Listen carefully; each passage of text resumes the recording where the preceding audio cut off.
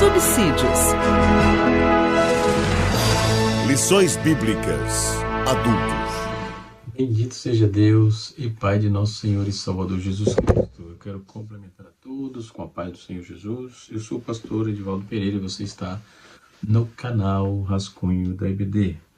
Nesta oportunidade estaremos comentando aí, cooperando com os comentários da revista da CPAD, revista do quarto trimestre, da classe dos adultos. Nós estaremos comentando sobre um assunto muito interessante, muito pertinente, que é de grande valia para nós, tá certo?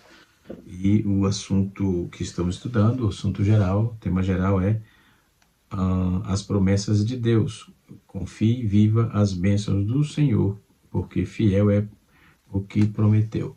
Então nós estamos estudando um assunto muito pertinente e vamos estar falando nesta oportunidade, na lição de número 6, que será lecionada no próximo dia 10, e estaremos estudando sobre a cura divina, não é? E essa lição está baseada em alguns textos, dentro deles Isaías 53, né? E o textual já nos fala sobre isso, né? Então, na lição de número 6, estaremos estudando, o título da lição é A Promessa de Cura Divina, né? O textual nos diz assim: verdadeiramente Ele tomou sobre si as nossas enfermidades e as nossas dores levou sobre si, e nós o reputamos por aflito, ferido de Deus e oprimido, né? Dentro dessa proposta, nós vamos estar trabalhando a questão da cura divina, que é um assunto muito interessante, né? E que nos interessa bastante, claro, né? Todos os assuntos bíblicos são muito pertinentes, mas esse assunto também nos deixa bastante empolgados, né? Então vamos para a nossa aula propriamente dita. A aula ela tem 3 tópicos, a lição. A aula de hoje, o primeiro tópico é a promessa bíblica da cura divina. Segundo tópico, a origem e a consequência das doenças no mundo. E o terceiro e último tópico é Jesus Cristo cura sim, né? No subtópico de número 1, do tópico de número 1, diz assim: a profecia messiânica de Isaías 53. A profecia de Isaías 53 apresenta Jesus Cristo, o Senhor Jesus como Messias, o Cristo de Deus que foi pregado na cruz do Calvário para a nossa redenção. Mas vamos dar continuidade aqui, trazendo aí uma visão da cura divina em outros contextos, ou seja, em outras religiões, só para deixar um pouco mais de conteúdo dentro desse contexto da nossa lição. A cura divina envolve um ato sobrenatural, que envolve um problema físico, que resolve, aliás, um problema físico, emocional ou espiritual. No contexto cristão, o elemento sobrenatural é Deus, e muitas vezes por meio de atuação do Espírito Santo. Nós temos também, da cura divina, temos a visão não cristã da cura divina, né? A maioria das principais religiões do mundo acreditam em um tipo de cura sobrenatural. No Islã, por exemplo, eles usam uma frase chamada ruqya, que quer dizer encantamento, para curar doenças, combatendo a magia negra, expulsando a jinn, né?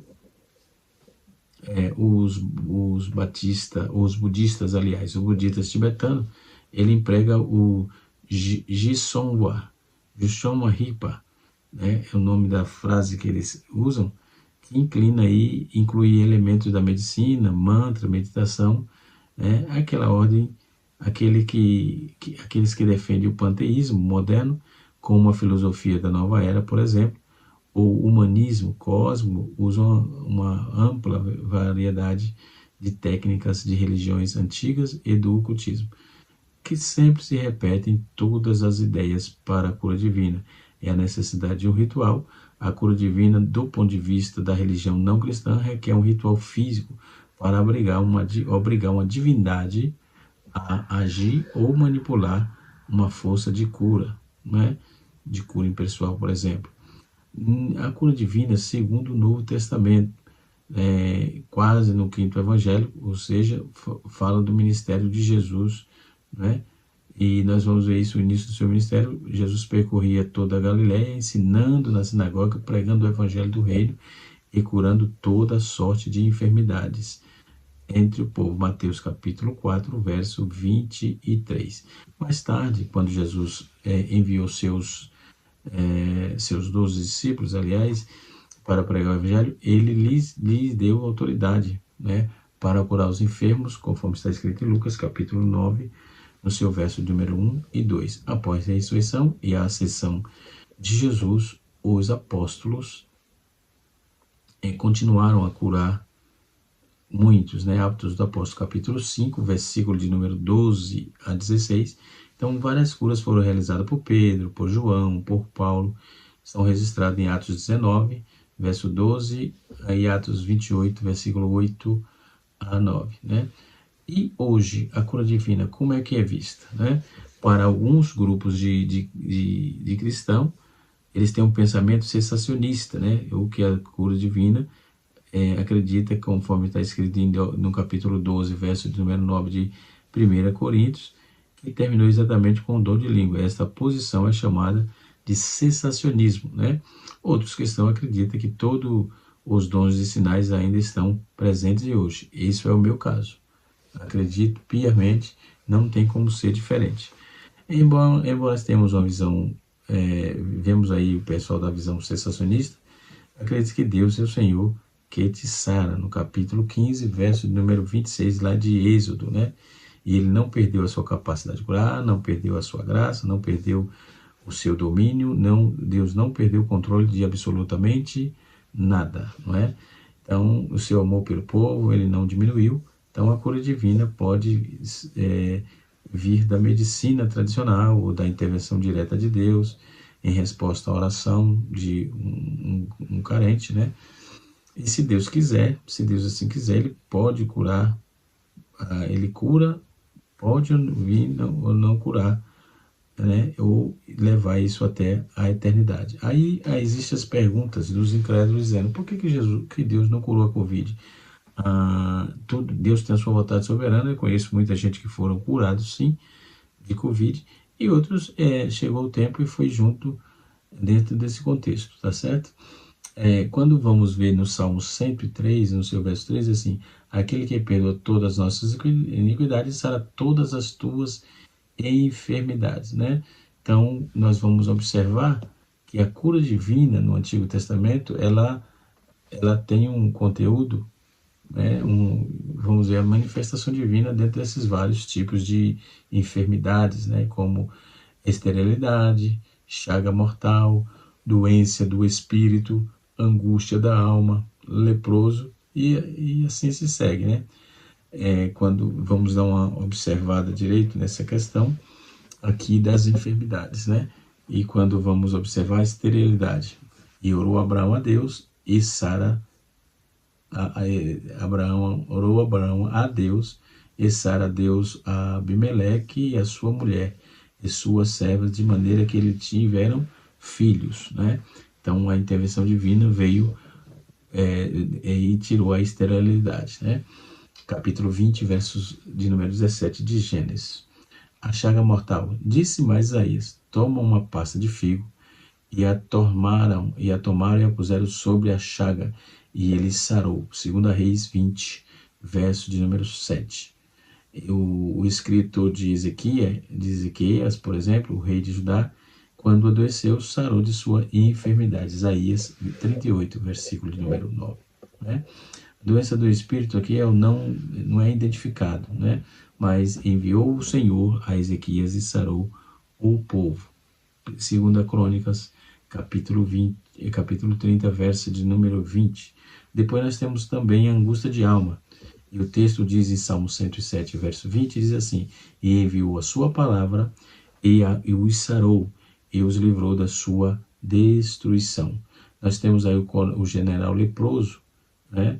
E ele desceu e mergulhou no Jordão 7 vezes, conforme a palavra do homem de Deus, e a sua carne tornou-se como a carne de um menino, e ficou purificado. Está falando de Naamã aqui. 2 Reis, capítulo 5, versículo número 14. Apenas Naamã, entre tantos outros leprosos, foi curado nos dias de Elias, e muitos leprosos haviam em Israel no tempo do profeta Eliseu, e nenhum deles foi purificado, senão Naamã ou Ciro. Né? Lucas, capítulo número 4, versículo de número 27. Pois é, muitos leprosos havia ali. Né? Então, quando alguém faz essas perguntas tolas, Deus tem a sua vontade soberana. E dentro da vontade soberana, ele faz o que lhe apraz, tanto para o bem quanto para o que nós achamos que é mal, que eu chamo de justiça.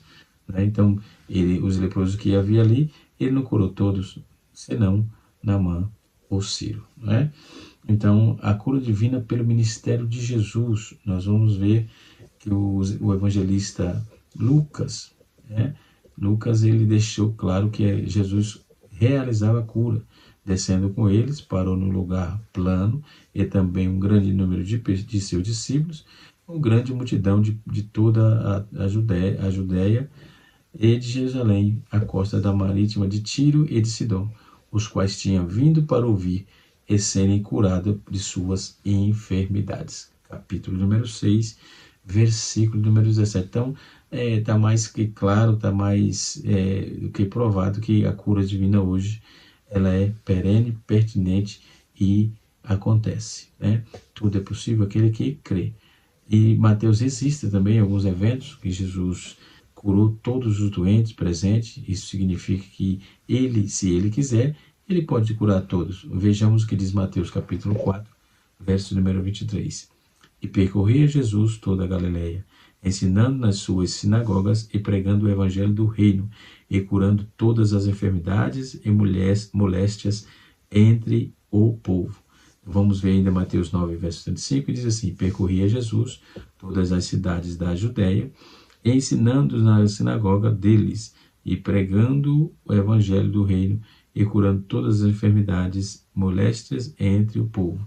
E chegada a tarde, trouxe-lhe muitos endemoniados, e ele, com a sua palavra, o expulsou e deles os espíritos, e curou todos que estavam enfermos. Capítulo 8, verso 16 de Mateus. Jesus, sabendo isto, retirou-se dali, e acamparam-se no grandes multidões, e acompanharam-no grandes multidões, e ele curou a todos. Mateus capítulo 12, verso 15. Jesus, saindo, viu uma grande multidão, e possuído de íntima compaixão com ele, curou os enfermos. Mateus capítulo 14, verso de número 14 também. E nós podemos ver que nem todas as enfermidades Jesus quis curar. Nós vamos ver que os evangelistas Marcos e Lucas, eles registram que Jesus não curou também. Está escrito aqui, nós vamos observar. De fato, vamos observar que todos os enfermos são curados, portanto, nós não devemos ficar aí aborrecidos quando a nossa reação não for, a nossa oração não for atendida. Né? E curou muitos que se achavam enfermos de enfermidade e expulsou muitos demônios, porém, não deixava falar os demônios porque o conheciam. Marcos 1, versículo 34. À mesma hora curou Jesus as enfermidades, e males e espíritos maus, e deu vista aos muitos cegos. Capítulo de número 7, verso de número 21 de Lucas. E curou muitos que se curvavam, que se achavam enfermos de diversas enfermidades, e expulsou todos os demônios, porém não deixava falar os demônios, e conheciam. Marcos capítulo 1, verso de número 3. Não podia fazer ali maravilhas, somente curou alguns e poucos enfermos, impondo-lhe as mãos. E algumas mulheres que ele havia sido curado de espíritos imundos, malignos, de enfermidades. Maria, chamada Madalena, da qual saíram 7 demônios. Lucas capítulo 8, verso de número 2. Né? Então, nós temos algumas enfermidades curadas por Jesus, e nós vamos observar isso, né? O leproso, por exemplo, em Mateus 8, verso 2 e 3, nós temos o relato: e eis que veio um leproso e o adorou, dizendo: Senhor, se quiser, pode tornar-me limpo. E Jesus, estendendo as mãos, o tocou e dizendo: quero, ser limpo, e logo ficou purificado da lepra. Né? No paralítico, por exemplo, Jesus dizendo o Senhor, Senhor, o meu criado jaz em casa paralítico, violentamente atormentado. Então disse Jesus ao centurião: vai, como creste que te seja feito. E naquela mesma hora o seu criado sarou. Mateus capítulo 6, versículo número 13. Nós vamos ver um estado febril que Jesus curou. Jesus, entrando na casa de Pedro, viu a sogra deste que estava com febre, trocou-lhe as mãos e a febre deixou, levantou-se e serviu-os. Mateus 8, versos de número 14 e 15. Depois temos um coxo que Jesus curou também. Mateus 15, verso 30, diz assim: e veio ter com ele grandes multidões que traziam coxos, cegos, mudos, aleijados e outros muitos, e puseram aos pés de Jesus, e ele os sarou. Glória a Deus. Então, cura divina é para quem crê, e eu creio de corpo e alma que Jesus ainda cura. E foram ter com ele no templo cegos, coxos, e os curou. Mateus 21, versículo número 14. Está falando da cura do cego. E tem um mudo também. Trouxe-lhe então um endemoniado gago e mudo. E de tal modo que o curou, que o cego e mudo falava e via. Mateus 12, verso número 22. Depois teve um aleijado no capítulo de número 15, versículo 30. Diz assim o texto: e veio ter com ele grande multidão, e trazia coxos, cegos, mudos e aleijados, e outros muitos, e os puseram aos pés de Jesus, e ele os sarou. Depois nós temos um lunático. O Senhor Jesus tem misericórdia de meu filho, que é lunático e sofreu muito, pois muitas vezes, aliás, caiu no fogo, e muitas vezes na água. E repreendeu Jesus o demônio que saiu dele. Desde aquela hora o menino sarou. Mateus 17, verso número 18, de 15 e a 18. Depois nós vamos também um hidrópico, que foi curado por Jesus. Ele, porém, clamaram, dizendo, tomando, curou e despediu. Lucas 14, versículo de número 17. Então, nós temos aqui provas sobejas que Jesus cura, que Jesus curou e ainda hoje cura. E nos nossos dias, nós vamos observar o tanto quanto Jesus fez a sua obra na vida daqueles que acreditam, daqueles que creem. Então, já embasado disso, passando do primeiro ponto, vem a origem e consequência da doença do mundo. Segundo tópico da lição, a origem da doença do Éden. A origem da doença são trágicas consequências que remontam um ato de desobediência dos nossos primeiros pais, conforme relato de Gênesis 3. O pecado do ser humano fez com que as enfermidades surgissem, e acompanhada de dor, sofrimento e morte. Por isso, conforme apresentado no primeiro tópico, a doutrina bíblica de cura divina tem como base a obra do Calvário, pois, de acordo com a Bíblia, a verdadeira causa do advento da doença é o pecado. Então, segundo o que está escrito em Gênesis capítulo 3, verso de 1 a 7, e versículo número 22 até o versículo 24 de Gênesis capítulo 3. Então, a origem e consequência das doenças que, segundo a Bíblia, é o pecado. Outro sim, a consequência do advento da doença, o pecado percorreu todas as áreas da natureza humana, conforme está escrito em Romanos capítulo 3, verso de 9 a 12. Assim, uma das principais consequências do pecado, bem como no advento da doença foi uma diminuição do tempo de vida do ser humano. E a Bíblia revela que Adão viveu 930 anos, Sete viveu 912, Enós viveu 905. Então, a idade de outros importantes personagens bíblicos também foi um tempo totalmente diminuído. Então, ao anunciar o dilúvio por Noé, no caso, Deus demarcou o limite da vida humana, aos 120 anos. Então, O Salmo 90 afirma que a expectativa de vida mais curta, a duração da nossa vida é de 70 anos, e se alguns, pela sua robustez, chegar a 80, o melhor deles que a canseira e enfado, pois rapidamente nós voamos. Salmo 90, versículo de número 10. Salmo 90, verso 10. Ainda dando sequência aqui, quando vamos para ainda sobre o tópico 2, fala sobre a proliferação das doenças, de doenças ao longo da história humana.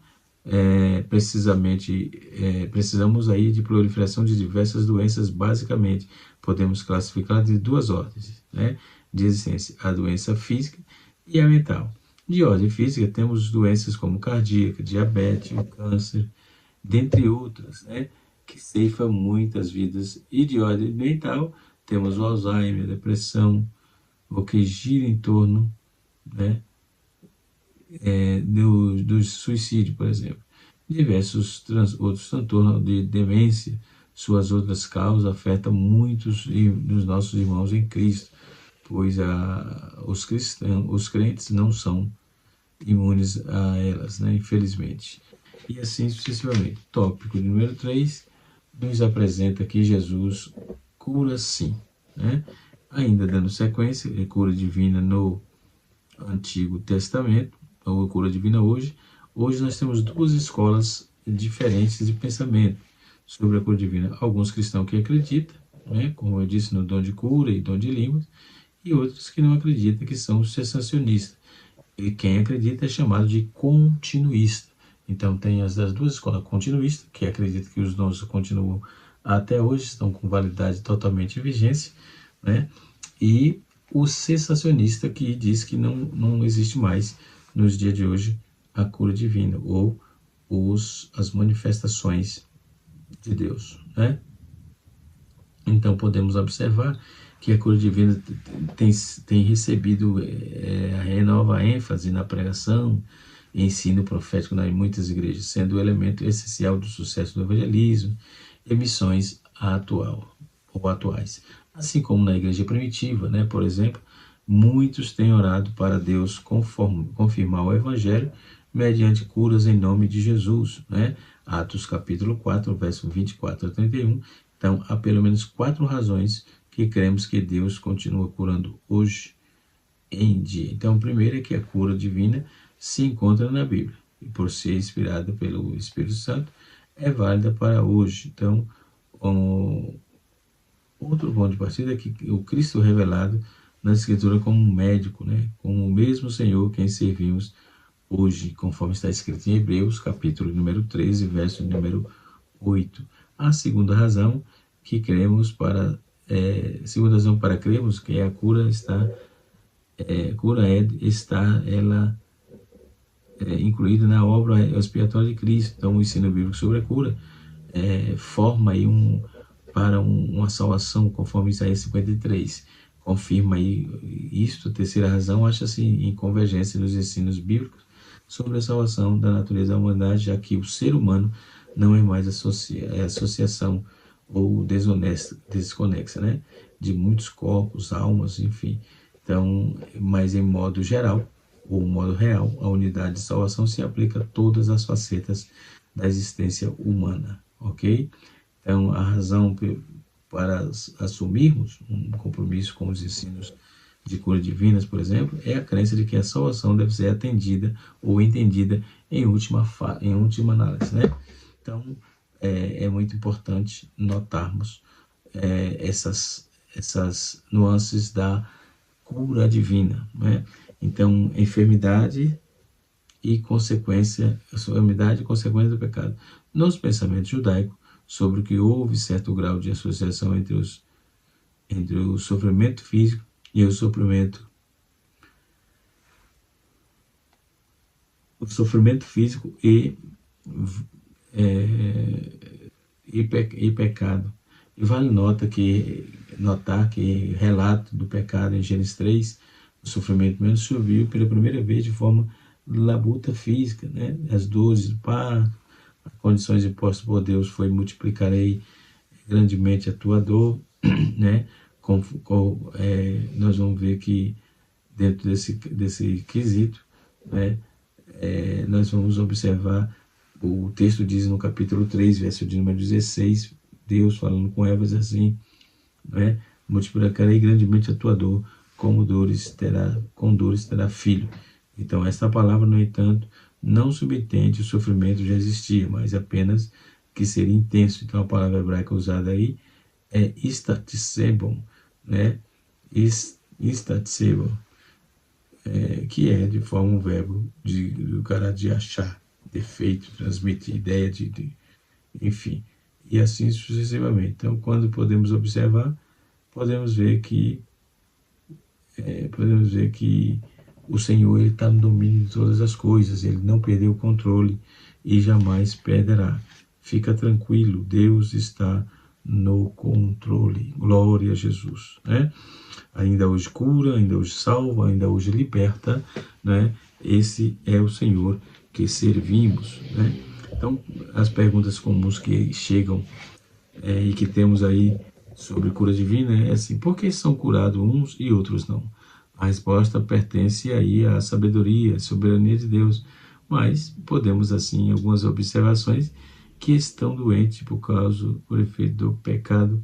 Encontramos um exemplo em Mateus, em 1 Coríntios, capítulo número 11, verso número 23, 27 a 30. Então, essa é a razão que devemos impedir o Espírito Santo, né?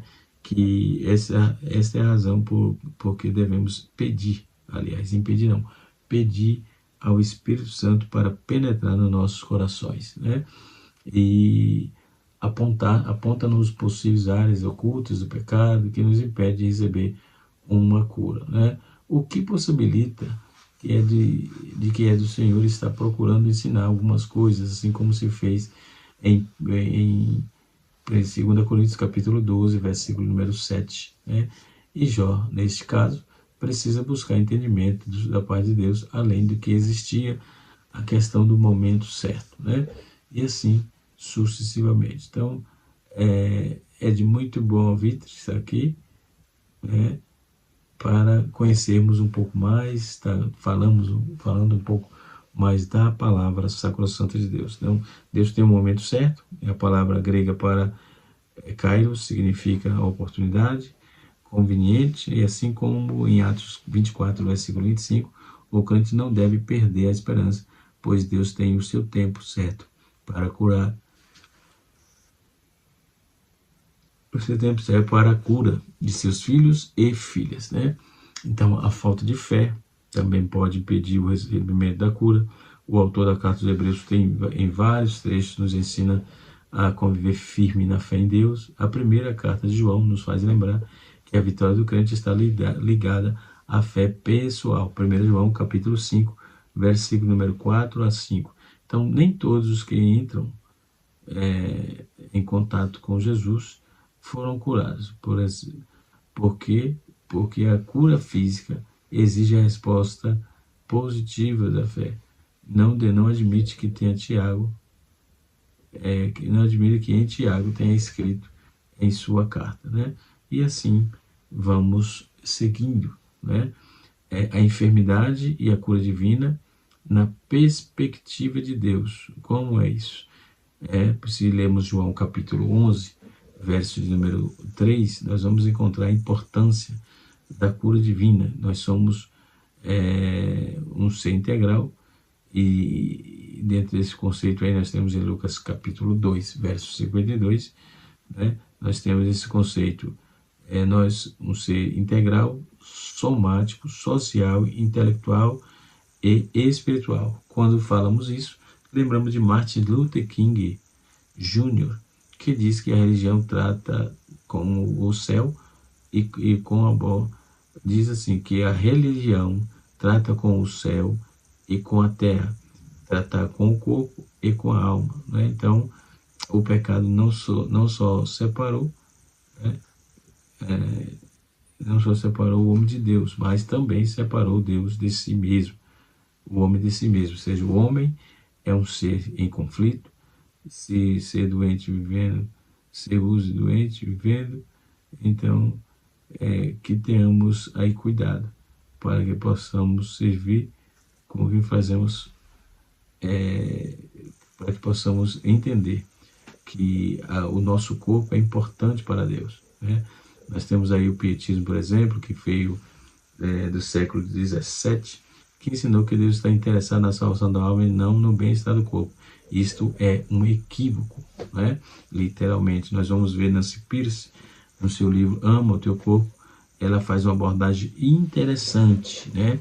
Outro livro interessante sobre o corpo é esse material aqui, né? Esse material aqui, Teologia do Corpo, né? De Greg Allison. É um material interessante, né? Eu tenho no canal Rascunho Teológico, né? Nós temos lá vários vídeos sobre essa questão, né?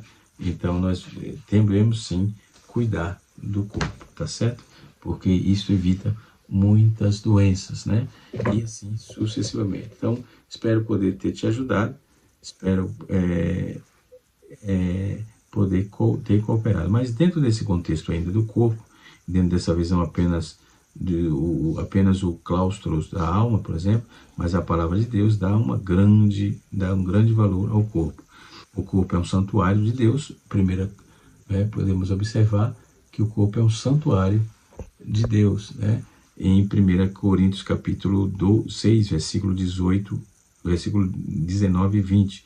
O corpo é um instrumento de adoração, Romanos capítulo número 12, versículo 1, e devemos glorificar a Deus através do nosso corpo, né? E também o corpo será glorificado em Romanos 8, versículo número 11. Então, portanto, a doença está por toda parte, em todo o país, tanto pobre como rico, frio, quente, velho, jovem, adoece, morre. Então, todo mundo precisa estar dentro desse contexto de cuidar de si, né? Cuidar de si, e Deus faz a parte dele, obviamente. Até porque Deus não deve nada a ninguém, principalmente no quesito que ele prometeu, né? Isaías 53 é muito claro o texto quando vamos observar que é um texto messiânico, né? E ele diz porque quando vamos observar no capítulo 53, verso 1, quem deu crédito à nossa pregação e a quem se manifestou o braço do Senhor, né? Daí para frente, nós sabemos a história. Deus abençoe, canal Rascunho DVD, ensinando para transformar vidas.